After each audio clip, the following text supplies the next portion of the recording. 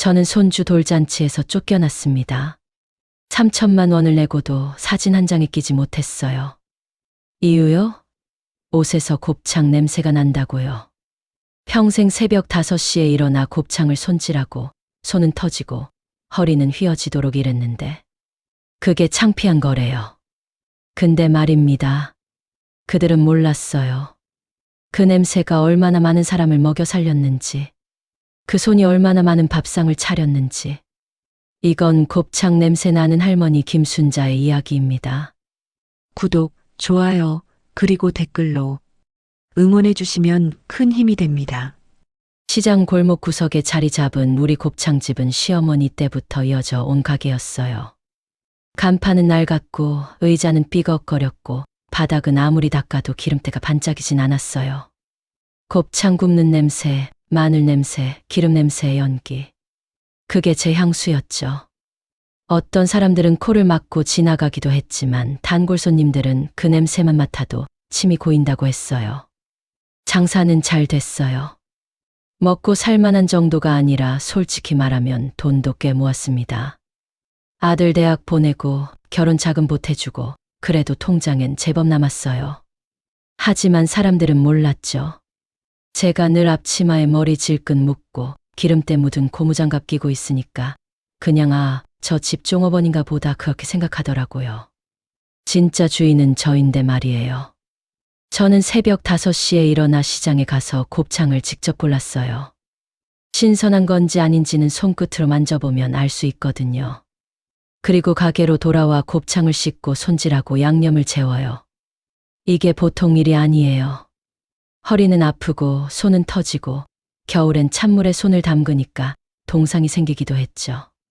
하지만 손님들이 사장님 오늘도 맛있어요. 그 한마디 들으면 다 잊어버렸어요. 제 아들 태호는 대학 나와서 회사에 다녔어요. 멀쩡한 회사원이었죠. 양복 입고 출근하고 명함도 있고 월급날이면 통장에 돈이 꼬박꼬박 들어오는 그런 사람이었어요. 저는 태호가 자랑스러웠어요. 우리 아들은 손에 기름 안 묻히고도 먹고 산다는 게 뿌듯했거든요. 그런 태호가 결혼을 한다고 했을 때 저는 너무 기뻤어요. 신부감을 보러 가는 날 저는 제일 깨끗한 옷을 꺼내 입었어요. 평소엔 곱창집에서 일하느라 늘 기름 냄새가 배어 있었지만 그날만큼은 향수도 뿌리고 머리도 파마를 했죠. 거울을 보니 낯선 사람 같았어요. 하지만 오늘만큼은 며느리 될 애 앞에서 창피하면 안 되지. 그런 마음이었어요.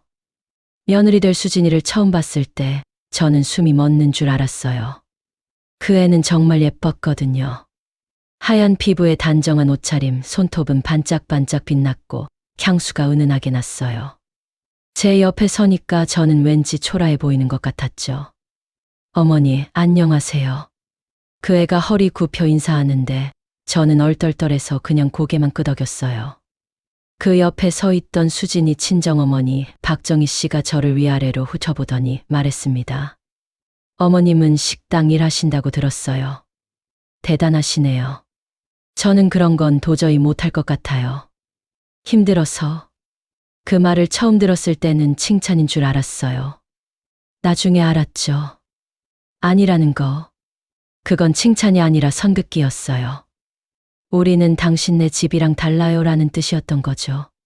태호가 결혼을 하고 몇 달 후 수진이가 임신을 했다는 소식을 들었어요. 그날 저는 가게 문을 일찍 닫고 집으로 달려갔어요. 어머니, 저 임신했어요. 저는 그 자리에서 수진이 손을 꽉 붙잡고 울었어요. 그래. 고맙다. 고맙다. 얘야. 손주가 생긴다는 게 이렇게 기쁜 일인지 몰랐어요. 저는 곱창집 단골 손님들한테도 자랑을 했어요. 우리 집에 아기가 온대. 아이고, 사장님도 할머니 되시는구먼. 다들 웃으면서 축하한다며 주문도 더 해주는 거 있죠. 저는 그날 덤으로 곱창을 한 접시씩 더 내줬어요. 기분이 너무 좋아서요. 10달이 참 길더라고요. 매일 수진이한테 전화해서 밥은 먹었냐, 몸은 괜찮냐 물어봤어요. 수진이는 처음엔 좀 귀찮아하는 것 같았지만 나중엔 어머니 걱정 마세요. 잘 먹고 있어요 라고 대답해 주었죠. 아이가 태어난 날 저는 병원에 달려갔어요. 유리창 너머로 보이는 작은 아기. 주먹만한 얼굴, 꼬물거리는 손. 저게 우리 손주 도윤이구나. 그날 저는 또 울었어요. 일은 평생 살면서 이렇게 많이 운 적이 없었어요. 도윤이가 자라면서 저는 매일 가게 끝나고 태호네 집에 들렀어요. 기저귀도 갈아주고 우유도 먹이고 재우고. 수진이는 힘들어 보였거든요. 산후조리도 제대로 못하고 애 키우느라 눈밑이 까맣게 되어 있었어요. 얘야, 내가 있으니까 걱정 마라. 어머니가 다 해줄게. 그렇게 도윤이 돌이 다가왔어요. 어느 날 수진이가 말했습니다. 어머니, 돌잔치 호텔에서 할 거예요. 요즘은 다 거기서 해요. 양가 어른들 모시고 사진도 찍고 영상도 만들고. 저는 귀가 먹먹해질 만큼 좋았습니다. 그래, 그래. 얼마든지 해. 돈 걱정 말고 넉넉히 쓰거라. 저는 통장을 꺼냈어요. 그동안 모아둔 돈이 꽤 있었거든요. 이거 너 앞으로 줄 돈인데 이번엔 손주 잔치니까 마음껏 써라. 태호가 놀라서 물었어요. 엄마, 이게 얼마야? 신경 쓰지 마라. 어차피 너한테 갈 돈이다. 손주 잔치 제대로 해라. 저는 평생 모은 돈의 반을 태호에게 줬어요. 그게 3천만 원이었어요. 태호는 눈을 동그랗게 뜨고 말했죠. 엄마, 이렇게 큰 돈이 있었어. 있었지. 엄마가 곱창집만 했다고 무시하지 마라. 저는 웃으며 말했지만 속으로는 뭉클했어요. 이 돈이 도윤이 잔치에 쓰인다니. 그것만으로도 행복했어요. 돌잔치 날이 다가오자 수진이가 또 말했어요. 어머니, 그날은 일찍 오셔야 해요. 사진도 많이 찍고 하니까. 알았다, 알았어. 내가 새벽부터 준비할게. 수진이가 잠시 망설이더니 말했어요. 어머니, 혹시 그날 옷 새로 사시는 건 어때요? 저는 그 말에 조금 놀랐어요. 왜, 내 옷이 이상하냐? 아니에요, 그런 게 아니라. 호텔이니까 좀 단정하게 입으시면 좋을 것 같아서요. 수진이 말투가 조심스러웠어요. 뭔가 더 말하고 싶은데 참고 있는 것 같았죠. 저는 알았어요. 수진이가 제 평소 옷차림을 걱정하고 있다는 걸. 하지만 저는 대수롭지 않게 말했어요. 그래, 새 옷 살게. 걱정 마라. 사실 새 옷 살 생각은 별로 없었어요. 옷장에 멀쩡한 옷도 있는데 뭐 하러 돈을 쓰나 싶었거든요. 게다가 저는 옷가게에 가는 게 불편했어요. 거울 앞에 서면 늘 어색했고 점원들이 추천하는 옷들은 제 몸에 안 맞는 것 같았어요. 돌잔치 일주일 전 저는 옷가게에 갔어요. 그래도 수진이가 그렇게 말했으니 한 벌쯤은 사야겠다 싶었죠. 옷가게 점원이 이것저것 꺼냈지만 다 비싸 보였어요. 이건 얼마예요? 40만 원입니다. 40만 원이라니. 그 돈이면 곱창 몇 근을 사는데. 저는 결국 옷을 사지 못하고 나왔어요. 마음이 불편했어요. 수진이는 분명 제가 새 옷을 입고 오길 바라는데 저는 옷 한 벌에 그렇게 큰 돈을 쓸 수가 없었어요. 뭐, 옷장에 있는 옷 중에 제일 깨끗한 거 입으면 되지. 가족끼리인데 뭐. 그렇게 스스로를 설득하며 돌잔치 날이 다가왔습니다. 돌잔치 당일 아침 저는 늘 하던 대로 새벽 5시에 일어났어요. 몸이 그 시간에 일어나는데 익숙해져 있었거든요. 씻고 나서 옷장을 열었어요. 제일 깨끗한 옷을 꺼냈죠. 검은색 바지에 베이지색 블라우스. 몇 년 전에 산 거였지만 잘 안 입어서 그런지 깨끗했어요. 거울을 보니 그럭저럭 괜찮아 보였어요. 이 정도면 되겠지. 저는 스스로 고개를 끄덕였어요. 그런데 문득 생각이 들었어요. 오늘은 곱창집에 안 가도 되는데 왜 새벽에 일어났지? 잠을 더 잘 수도 있었는데 몸이 알아서 일어나 버린 거예요. 평생 새벽에 일하던 습관이 이제 제 몸에 각인된 거죠. 아침을 먹으며 생각했어요. 오늘은 도윤이 돌잔치니까 나도 좀 쉬어야지. 가게는 하루쯤 쉬어도 괜찮아. 단골 손님들한테는 미리 문자를 보냈어요. 오늘 손주 돌잔치 때문에 가게 쉽니다. 내일 또 오세요. 곧 답장이 왔어요. 사장님, 축하드려요. 손주 복 많이 받으세요. 사장님, 다음에 올 때 사진 보여주세요. 단골 손님들의 따뜻한 말에 가슴이 뭉클했어요. 이 사람들은 진심으로 제 일을 축하해 주는데 왜 수진이는 제 옷차림을 걱정하는 걸까? 문득 그런 생각이 들었지만 금방 떨쳐냈어요. 아니야, 수진이도 긴장해서 그런 거겠지. 첫 아이 돌잔치인데. 시간이 되어 집을 나섰어요. 돌잔치는 오후 2시였지만 수진이가 일찍 와 달라고 했거든요. 어머니, 1시쯤 오시면 돼요. 사진 미리 찍어야 하니까. 저는 1시보다 일찍 도착했어요. 호텔 로비에 들어서는 순간 저는 다른 세상에 온 것 같았어요. 샹들리에가 반짝이고 대리석 바닥이 거울처럼 빛나고 사람들은 다 멋지게 차려입고 있었어요. 남자들은 양복, 여자들은 원피스에 굽 높은 구두. 저는 순간 제 차림이 초라하게 느껴졌어요. 베이지색 블라우스가 갑자기 낡아 보였고 검은색 바지도 구겨진 것 같았어요. 가족끼리인데 뭐 하고 스스로를 다독이며 행사장으로 향했어요. 행사장 문을 열자마자 수진이가 저를 봤어요. 수진이는 화려한 한복을 입고 있었고 머리도 곱게 올려 묶었어요. 정말 예뻤어요. 하지만 수진이 얼굴이 순간 굳는 게 보였어요. 제 옷차림을 본 거죠. 어머니 오셨어요? 응, 왔다. 도윤이는, 아기는 지금 대기실에 있어요. 곧 나올 거예요. 수진이 목소리가 평소와 달랐어요. 뭔가 어색했죠. 그때 수진이 친정어머니 박정희 씨가 다가왔어요. 화려한 한복에 진주 목걸이, 깔끔하게 파만 머리. 저와는 완전히 다른 차림이었죠. 사돈 오셨어요? 박정희 씨가 저를 위아래로 훑어보더니 말했어요. 사돈, 혹시 식당에서 바로 오셨나 봐요?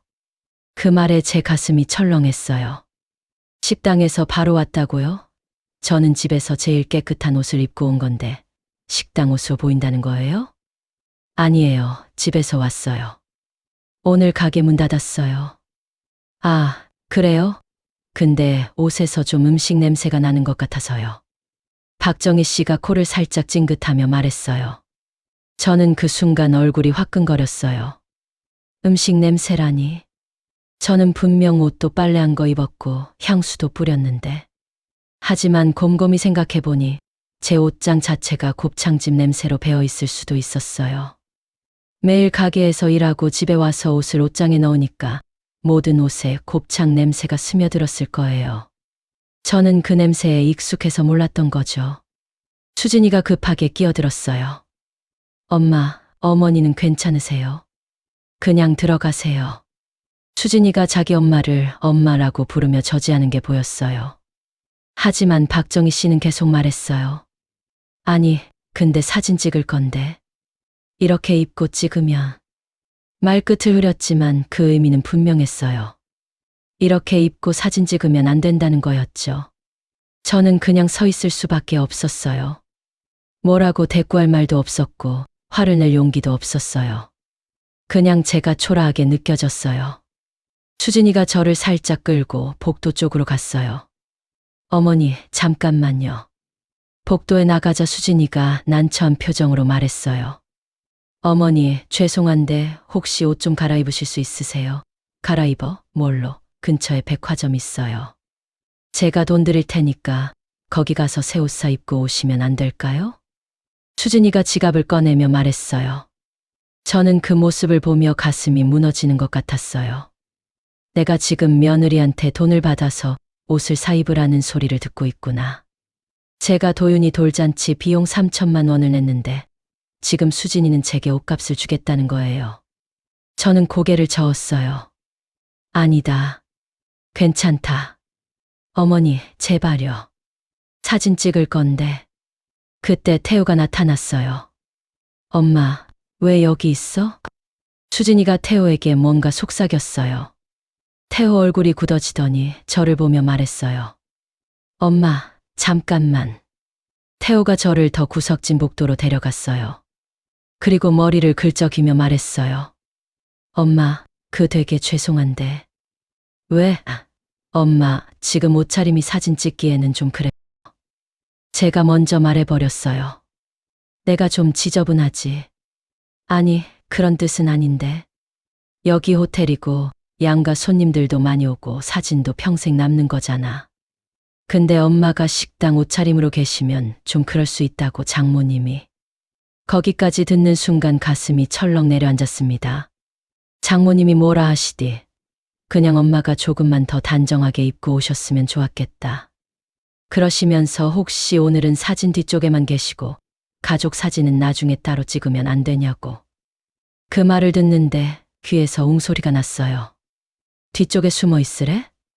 태호가 당황해서 말했어요. 아니, 엄마. 그런 뜻은 아니고 그냥 오늘은 사람들이 많으니까 괜히 엄마 상처받을까봐. 제가 그 말을 딱 끊었습니다. 상처는 지금 받고 있는데? 태호는 입을 다물었습니다. 저는 떨리는 목소리로 물었어요. 아까 수진이가 나 보더니 얼굴이 딱 굳더라. 맞지? 엄마 괜찮다. 괜찮아. 어차피 나는 늘 사진 밖에 있던 사람이야. 제가 그렇게 말해버렸어요. 태호가 제 팔을 잡으며 말했어요. 엄마, 제발. 오늘은 그냥 넘어가면 안 돼? 도윤이 돌이잖아. 그 말에 가슴이 또 덜컥 내려앉았습니다. 그래요, 도윤이 돌잔치. 제가 제일 기다린 날인데. 여기서 나가면 나는 무슨 할미인가? 하지만 한편으론 이런 생각도 들었어요. 어디까지 나를 버려가며 여기 있어야 하지? 저는 평생 참고 살았어요. 시어머니 모실 때도, 곱창집 일할 때도, 손님들한테 무시당할 때도 다 참았어요. 근데 오늘은 못 참겠더라고요. 사랑하는 도윤이를 위해 나를 얼마까지 깎아야 할까? 끝까지 같이 있고 싶은 마음과 지금이라도 나가야 할 것 같은 자존심이 가슴에서 싸웠어요. 결국 저는 손을 들었습니다. 그래. 나 오늘 안 들어가겠다. 태호가 깜짝 놀라서 말렸어요. 엄마, 대신 돌 사진 나올 때 실물 말고 내 마음만 그 안에 끼워 넣어라. 제가 그렇게 말하고 돌아섰어요. 태호가 뒤에서 엄마 불렀지만 저는 돌아보지 않았어요. 돌아보면 무너질 것 같았거든요. 엘리베이터를 타고 내려오는데 눈물이 안 멈추더군요. 로비를 지나 호텔 밖으로 나왔어요. 택시를 타자 기사님이 물었어요. 어디까지 모실까요? 시장 곱창집이요. 거기가 제 자리니까요. 택시 창밖으로 거리 풍경이 스쳐 지나갔어요. 사람들은 행복해 보였어요. 가족들끼리 손잡고 걷고 웃고 아이스크림 먹고. 저는 그 모습을 보며 생각했어요. 나는 왜 저렇게 못 사는 걸까? 택시가 시장에 도착했어요. 문을 열고 들어가니 익숙한 냄새가 났어요. 곱창 냄새, 마늘 냄새, 기름 냄새. 이게 제 냄새였어요. 수진이가 싫어하는 냄새. 하지만 저한테는 평생의 냄새였죠. 그날 저녁 저는 곱창집에 혼자 앉아 있었어요. 불도 안 켰어요. 그냥 어둠 속에서 주방 냄새만 맡으며 앉아 있었죠. 손을 더듬어 시어머니가 쓰시던 낡은 계산기를 만졌습니다. 버튼을 누르니 희미한 불빛이 들어왔어요. 어머니, 나 이렇게 살면 되는 거죠? 평생 일만 하고 손주 얼굴도 제대로 못 보고. 이게 맞는 거죠? 대답은 없었어요. 계산기 불빛만 깜빡거렸죠. 저는 휴대전화를 꺼내 들었어요. 태호한테서 전화가 10통 넘게 왔더라고요. 문자도 수십 개. 엄마 어디야? 엄마 제발 전화 받아. 엄마 집에 있어. 수진이한테서도 문자가 왔어요. 어머니, 죄송해요. 제가 잘못했어요. 하지만 저는 답장하고 싶지 않았어요.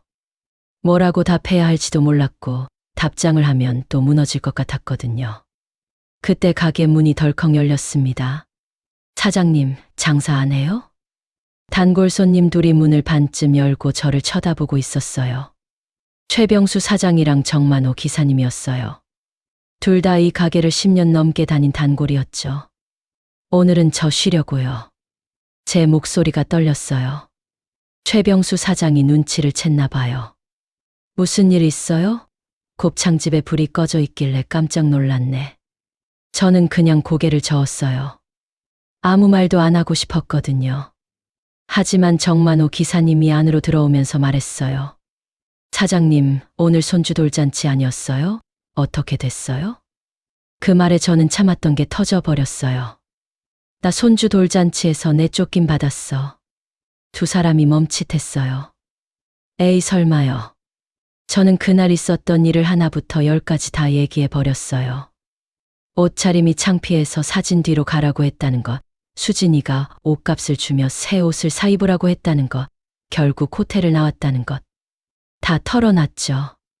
다 듣고 나서 최병수 사장이 담배를 입에 물었다 뺐다가 말했어요. 사장님, 사장님이 이 동네 사람들 배 채워준 세월이 몇 년인데 가족들이 그걸 모른다는 게 참 세상 불공평하네. 정만호 기사님도 고개를 끄덕이며 말했어요. 맞아요. 나 사장님 곱창 먹으면서 내 30대 버텼어요. 월급도 적고 집에서 눈치 보고 그때 여기 와서 곱창에 소주 한잔하고 겨우 버틴 거예요. 근데 사장님이 창피하다니 누가 누구를 창피해 한다는 거야. 그 말에 저는 더 울었어요. 평생 이렇게 운 적이 없었어요. 최병수 사장이 자리에 앉으며 말했어요. 사장님, 잔치집은 못 가도 우리라도 잔치예요. 오늘 우리끼리 돌잔치다 생각하고 한번 먹어봅시다. 무슨 소리예요? 제가 어떻게? 아니, 오늘은 사장님이 손 놓으세요. 우리가 다 합니다. 정만호 기사님이 냉장고를 열고 곱창을 꺼내기 시작했어요. 최병수 사장은 불을 켜고 테이블을 닦았죠. 저는 그 광경을 보며 멍하니 앉아 있었어요. 손님들이 저를 위해 곱창을 굽고 있다니. 평생 제가 남 먹이기만 했는데 오늘은 누군가 저를 위해 불을 켜고 음식을 준비하고 있었어요. 곱창이 지글지글 익는 소리가 들렸어요. 그 소리를 듣는데 가슴이 따뜻해졌어요. 사장님, 드세요. 오늘은 사장님이 손님입니다. 최병수 사장이 구운 곱창을 제 앞에 놓으며 말했어요. 정만호 기사님이 소주를 따르며 말했어요. 사장님, 제가 건배사 하나 할게요. 사장님, 평생 우리 먹여 살리느라 고생했어요. 오늘만큼은 푹 쉬세요. 우리가 사장님 모십니다. 그 말에 저는 눈물을 닦으며 소주잔을 들었어요. 고맙습니다. 정말 고맙습니다. 우리는 소주잔을 부딪혔어요. 딸그랑 소리가 났죠. 그날 밤 가게 문은 닫혀 있었지만 안에서는 곱창이 지글지글 익는 소리가 끊이질 않았어요. 조금 있으니까 또 다른 단골 손님들이 하나둘 찾아왔어요. 6명, 8명, 10명. 다들 단골 손님들이었어요. 누군가 편의점에서 음료수를 사왔고 누군가는 과일을 들고 왔어요. 사장님, 오늘 우리끼리 손주 돌잔치 합시다. 사장님 손주 건강하게 자라라고 건배. 저는 그 모습을 보며 깨달았어요. 아, 나는 누군가에게 창피한 사람이 아니라 고마운 사람이었구나. 이 사람들한테는 제가 곱창 냄새 나는 할머니가 아니라 평생 한자리에서 묵묵히 일하며 사람들을 먹여 살린 사장님이었던 거예요. 밤 10시가 넘어서야 손님들이 하나둘 일어났어요. 사장님, 오늘 정말 고마웠어요. 사장님, 힘내세요. 사장님은 우리한테 최고예요. 손님들이 떠나고 나니 가게 안이 텅 비었어요. 저는 테이블을 닦으며 생각했어요. 오늘 호텔 잔치보다 이 곱창집 잔치가 훨씬 따뜻했다고. 도윤이 얼굴은 못 봤지만 저를 진심으로 축하해주는 사람들을 만났다고. 그것만으로도 위로가 됐어요. 집에 돌아오니 밤 11시였어요. 현관문을 열자마자 태호가 뛰어나왔어요. 엄마, 어디 갔다 온 거야? 전화 왜 안 받아? 태호 얼굴이 창백했어요.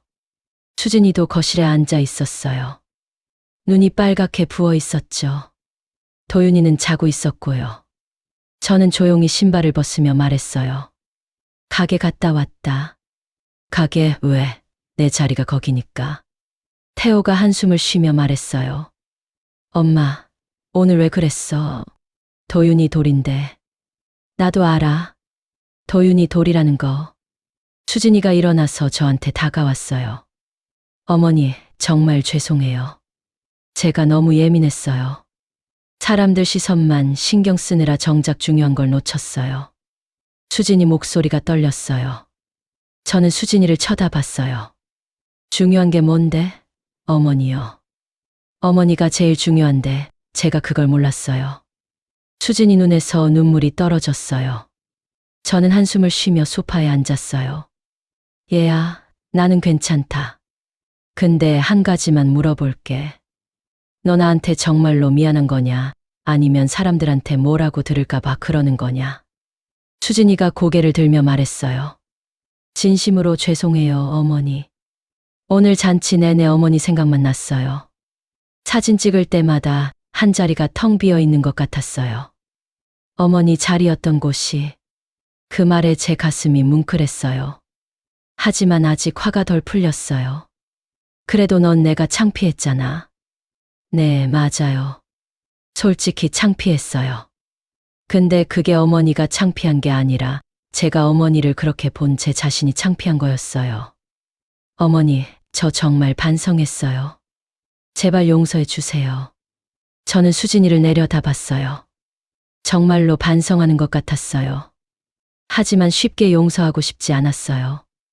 오늘 받은 상처가 너무 컸거든요. 나 오늘 하루 생각 좀 하고 싶다. 내일 얘기하자. 저는 방으로 들어가 문을 닫았어요. 침대에 누우니 온몸이 무거웠어요. 오늘 하루가 1년 같았어요. 며칠이 지났어요. 저는 가게 일을 하며 평소처럼 지냈어요. 태호와 수진이는 매일 전화를 했지만 저는 짧게만 받았어요. 엄마, 밥은 먹었어? 응, 먹었다. 도윤이 보러 올래? 바빠서 못 가겠다. 사실 바쁘지 않았어요. 그냥 가고 싶지 않았어요. 가면 또 상처받을 것 같았거든요. 일주일쯤 지났을 때 수진이가 가게로 찾아왔어요. 도윤이를 유모차에 태우고 왔더라고요. 어머니, 저는 곱창을 굽다가 돌아봤어요. 왜 왔어? 어머니 보고 싶어서요. 그리고 돌 사진 나왔어요. 드리려고요. 수진이가 봉투를 꺼냈어요. 저는 손을 닦고 봉투를 받았어요. 사진을 꺼내 보니 도윤이가 한복 입고 웃고 있는 모습이 나왔어요. 정말 예쁘더라고요. 하지만 가족 단체 사진을 보는 순간 가슴이 철렁했어요. 사진 속에는 태호, 수진이, 도윤이, 그리고 박정희 씨 식구들이 있었어요. 하지만 한쪽 구석이 이상하게 비어 있었어요. 구도가 이상했죠. 마치 누군가 그 자리에 있어야 하는데 없는 것처럼. 여기 원래 내 자리였지? 제가 사진을 가리키며 물었어요. 수진이가 고개를 끄덕이며 눈물을 글썽였어요. 네, 어머니. 여기 어머니 서 계셔야 했는데. 사진 찍을 때마다 그게 느껴졌어요. 뭔가 빠진 것 같았어요. 저는 사진을 테이블에 내려놓으며 말했어요. 얘야, 나는 합성된 사진 필요 없어. 차라리 그 빈자리를 그대로 두는 게 나아. 그게 진실이니까. 수진이가 유모차를 밀고 다가오며 말했어요. 어머니, 손주라도 안아주세요. 할머니 보고 싶어 했어요. 저는 도윤이를 내려다봤어요. 돌이 지나서 그런지 조금 더 자란 것 같았어요. 눈을 똘망똘망하게 뜨고 저를 보며 웃었어요. 제 마음이 녹아내렸어요. 아무리 화가 나도 손주 앞에서는 약해지더라고요. 저는 도윤이를 안아 올렸어요. 우리 도윤이 많이 컸네. 할미가 못 본 사이에. 도윤이가 제 얼굴을 만지작거렸어요. 작은 손이 제 볼을 만지는데 눈물이 났어요. 수진이가 조용히 말했어요. 어머니, 앞으로는 꼭 함께 할게요. 처음부터 어머니 자리 만들어 놓을게요. 저는 도윤이를 안은 채 고개를 끄덕였어요. 완전히 용서한 건 아니었어요. 하지만 이 작은 손주를 안고 있으니 조금씩 마음이 풀리는 것 같았어요. 며칠 후 태호가 가게로 찾아왔어요. 엄마, 나 할 말 있어. 뭔데? 나 회사 그만뒀어. 저는 깜짝 놀랐어요. 왜? 회사가 부도났어, 엄마. 나 이제 백수야. 태호 얼굴이 창백했어요. 그럼 이제 어떻게 할 거냐? 모르겠어, 엄마. 재취업 알아봐야지. 근데 요즘 경기가 안 좋아서 쉽지 않을 것 같아. 저는 한숨을 쉬었어요. 돌잔치 때 그렇게 잘난 척하던 태호가 지금은 백수가 됐다니. 세상 참 아이러니하더라고요. 엄마, 그래서 부탁이 있는데. 뭔데? 나 여기서 일 좀 배우면 안 될까? 저는 귀를 의심했어요. 뭐라고? 여기서? 응. 곱창집에서 일 배우고 싶어. 엄마 나이도 있으시고 나중에 이 가게 누가 이어받아야 하잖아. 저는 태호를 쳐다봤어요. 너 예전에 기름 냄새 싫다고 했잖아. 알아, 엄마. 내가 그랬어. 미안해. 근데 이제 생각이 바뀌었어. 태호가 말을 이었어요. 엄마, 나 회사 다닐 때 맨날 명함 내밀면서 잘난 척했어. 근데 회사 망하니까 그 명함이 휴지 조각이 되더라. 아무 소용없어. 근데 엄마는 달라. 엄마는 명함 없어도 이 동네 사람들 다 엄마를 알아. 곱창집 사장님 그게 엄마 이름이잖아. 그게 진짜 명함이더라고. 저는 태호 말을 듣는데 가슴이 뭉클했어요.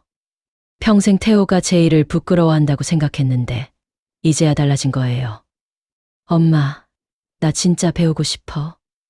여기서 일하는 거. 도윤이한테도 물려줄 수 있게. 이 가게 망하면 안 되잖아. 저는 한참을 생각했어요. 태호를 받아줘야 하나 말아야 하나. 돌잔치 때 저를 내쫓았던 태호인데 지금 와서 도와달라고 하니까 속이 복잡했어요. 하지만 한편으론 생각했어요. 그래도 내 자식인데 어려울 때 외면하면 나도 똑같은 사람이 되는 거 아닌가.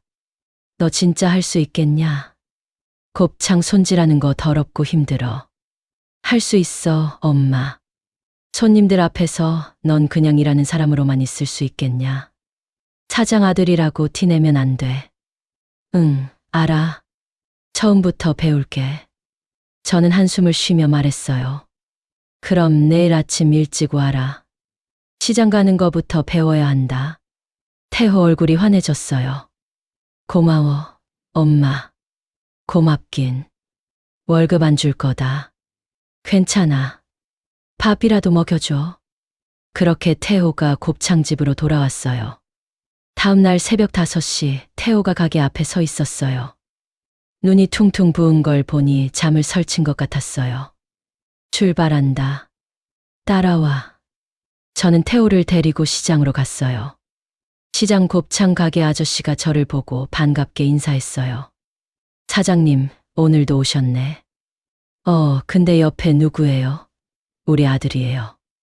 이제 일 배우러 나왔어요. 오, 아들이 드디어 물려받으려나 보네. 잘 됐다, 잘 됐어. 아저씨가 태호 어깨를 툭 쳤어요. 태호는 어색하게 웃었죠. 저는 태호에게 곱창 고르는 법을 가르쳤어요. 이렇게 만져봐. 탄력 있는 게 신선한 거야. 그리고 냄새도 맡아봐. 상한 건 냄새로 알 수 있어. 태호가 곱창을 만지다가 얼굴을 찌푸렸어요. 엄마, 이거 미끄러워. 당연하지. 처음엔 다 그래.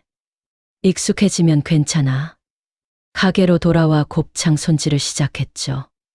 이렇게 뒤집어서 기름을 긁어내야 해. 이게 제일 중요해. 태호가 곱창을 뒤집다가 손이 미끄러졌어요. 아, 안 되겠다. 너무 미끄러워. 장갑 껴. 그리고 천천히 해. 처음부터 빨리 할 수 없어. 태호는 서툴렀지만 열심히 했어요. 손이 미끄러지고 곱창이 찢어지고 기름이 튀고. 하지만 포기하지 않았어요. 엄마, 이거 진짜 쉽지 않네. 엄마가 이걸 혼자 다 했어. 그럼. 시어머니 돌아가신 후로 계속 혼자 했지. 엄마, 고생 많았다. 그 말에 저는 코끝이 찡했어요. 태호가 처음으로 제 고생을 알아준 거예요. 점심시간이 되자 손님들이 들어오기 시작했어요. 태호가 옆에서 지켜보더니 말했어요. 엄마, 나도 해볼게. 너는 아직 안 돼. 더 배워야 해. 괜찮아. 해볼게. 태호가 집게를 들고 곱창을 뒤집기 시작했어요. 서툴렀지만 나름 잘하려고 애쓰는 게 보였어요. 손님이 말했어요. 사장님. 오늘 도와주시는 분 있네요? 네, 우리 아들이에요. 아, 아들이요? 어머, 효자네. 아들이 부모님 가게 물려받으려고 오다니. 태호가 쑥스럽게 웃었어요. 아직 배우는 중이에요. 그날 장사가 끝나고 태호가 말했어요. 엄마, 진짜 힘들다. 온몸이 다 아파. 그럼 그만둘래?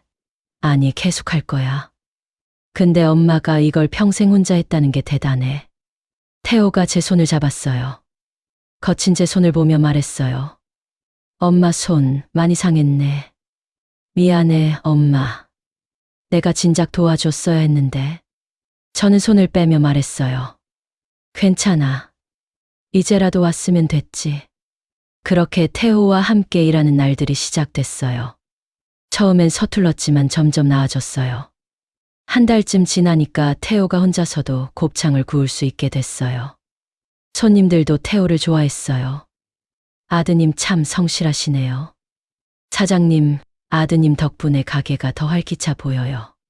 칭찬을 들을 때마다 저는 뿌듯했어요. 내 아들이 이제 제대로 일을 배우고 있구나. 어느 날 수진이도 가게로 찾아왔어요. 도윤이를 데리고 왔더라고요. 어머니, 저도 도와드릴게요. 너는 애 봐야지. 아니에요. 애는 유모차에 태워놓으면 괜찮아요. 제가 설거지라도 할게요. 수진이가 앞치마를 두르고 설거지를 시작했어요. 태호는 곱창을 굽고 수진이는 설거지하고 저는 주문을 받고 그 모습을 보니 가족이 함께 일하는 게 이런 거구나 싶었어요. 석 달이 지났어요. 태호는 이제 완전히 곱창집 일을 마스터했어요. 저보다 더 빠르게 곱창을 손질하고 불 조절도 완벽하게 하고 손님 응대도 능숙해졌죠. 어느 날 저는 결심했어요. 이제 이 가게를 태호한테 물려줘야겠다고. 제 나이도 72이고 허리도 아프고 손목도 예전 같지 않았거든요. 무엇보다 태호가 이제 혼자서도 충분히 가게를 운영할 수 있을 것 같았어요. 저는 태호를 불러 앉혔어요. 태호야, 엄마가 할 말이 있다. 뭔데, 엄마, 이 가게 너한테 물려줄까 한다. 태호가 깜짝 놀랐어요. 엄마, 갑자기 왜, 엄마 아프신 거야? 아니다. 엄마 괜찮아. 근데 이제 나이도 있고 너도 충분히 할 수 있을 것 같아서. 태호가 고개를 저었어요. 엄마, 나 아직 부족해.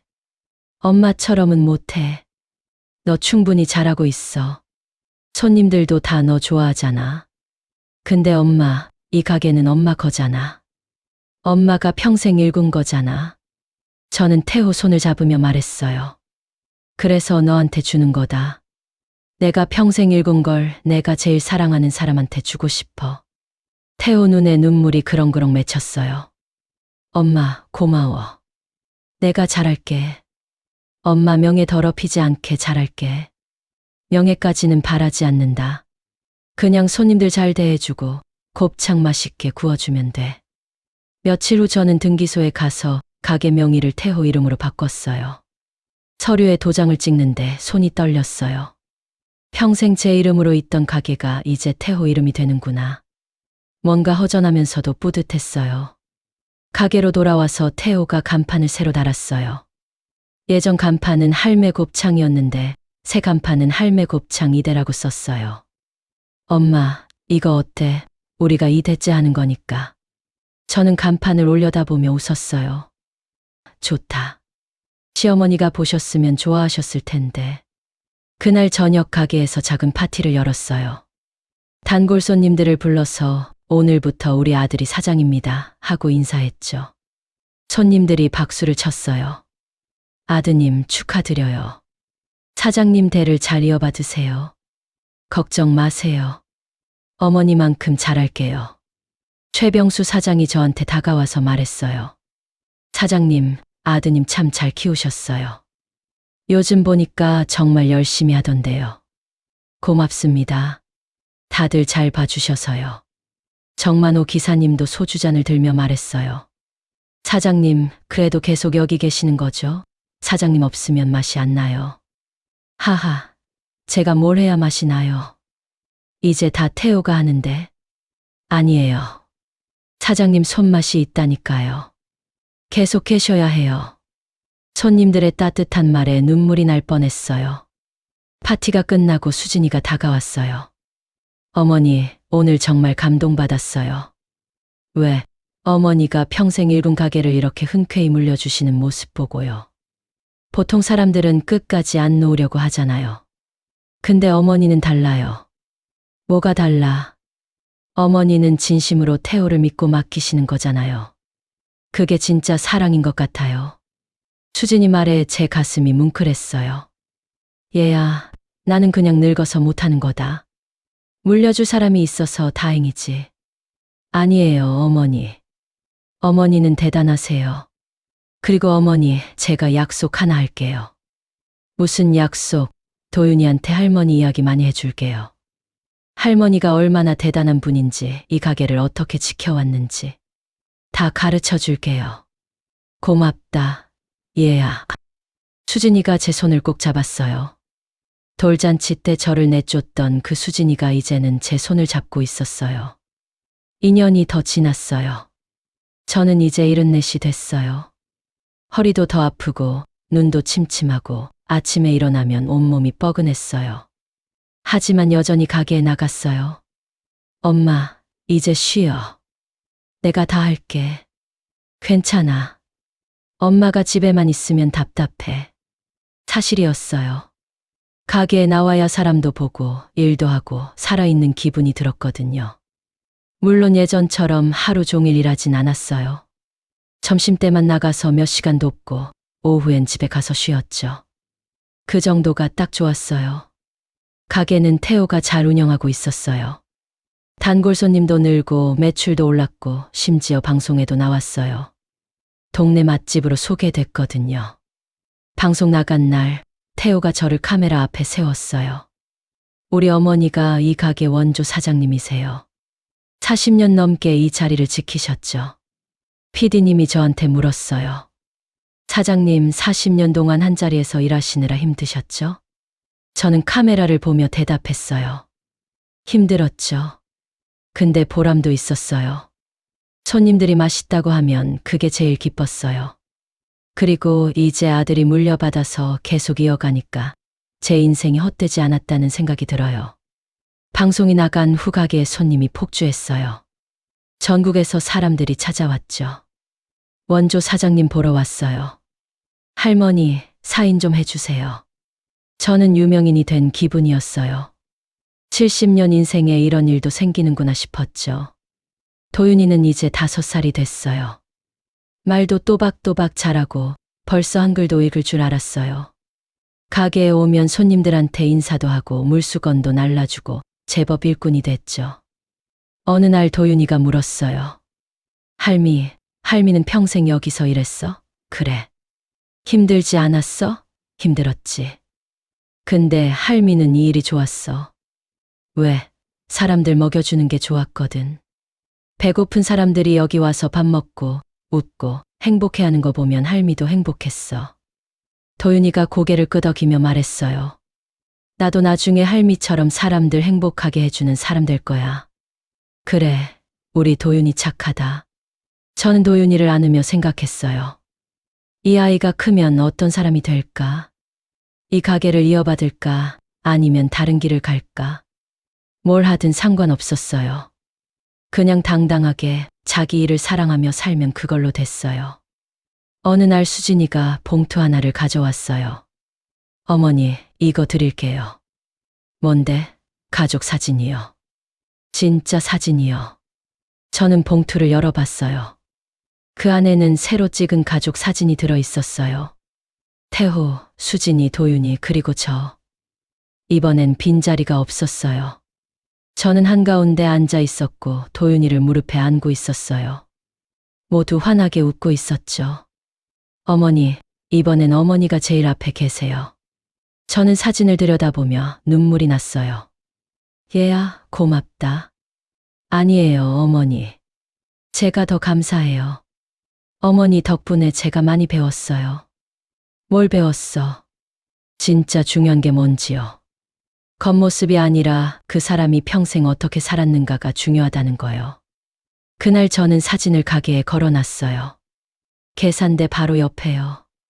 손님들이 물었죠. 사장님, 가족 사진이네요. 행복해 보이세요. 네, 행복해요. 정말 행복했어요. 돌잔치 때는 빈자리였지만 지금은 제 자리가 생겼으니까요. 그 자리는 제가 평생 일해서 얻은 자리였어요. 누가 준 게 아니라 제가 스스로 만든 자리였죠. 여러분, 혹시 여러분 주변에도 곱창 냄새 나는, 김치 냄새 나는, 기름 냄새 나는 그런 어른이 계신가요? 겉모습 때문에 한 번쯤 창피해했던 적 있으신가요? 혹은 반대로 여러분이 누군가에게 창피한 존재였던 적은 없나요? 근데 말입니다. 나이 들어서 깨달은 건 하나예요. 사람을 빛나게 하는 건 못이 아니라, 지갑도 아니라, 직함도 아니라 그 사람이 평생 어디서 누구를 위해 어떤 마음으로 일해왔는가. 그게 진짜 가치라는 거죠. 저는 더 이상 그날 호텔에서의 일을 수치라고 생각하지 않습니다. 그날 문을 닫고 나온 건 나를 내쫓던 사람들이 아니라 나 스스로를 나쁜 자리에서 꺼내준 거였으니까요. 저는 오늘도 가게에 갈 거예요. 앞치마 두르고 불 앞에 서고 곱창 굽고 손님들 웃게 만들 거예요. 그게 제 자리니까요. 그게 제 인생이니까요. 74 곱창집 할머니 김순자. 당당하게 살아가는 한 사람. 그게 바로 저예요.